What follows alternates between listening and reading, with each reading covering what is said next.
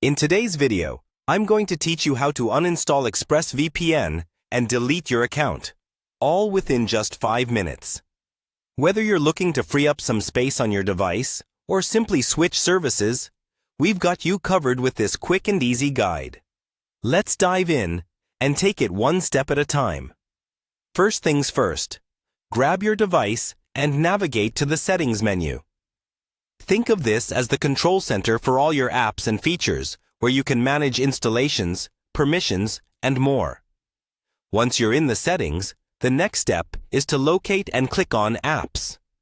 This section houses all the applications currently installed on your device, making it the perfect spot to manage or uninstall any programs when needed. Once you've clicked on Apps, you'll see Apps and Features. Go ahead and open that up. Now, what you want to do is scroll through your list of installed apps until you find ExpressVPN.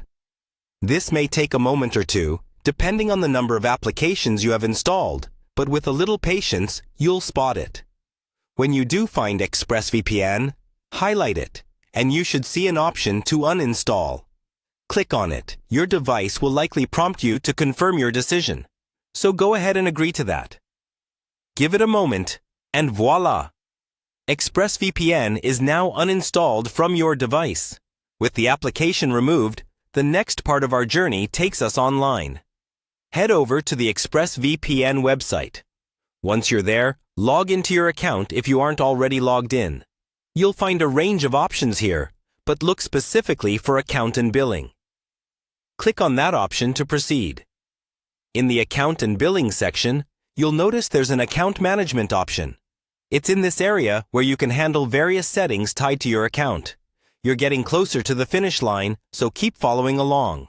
Within Account Management, there's a very direct option waiting for you: Delete Account. By clicking on it, ExpressVPN will guide you through their account deletion process.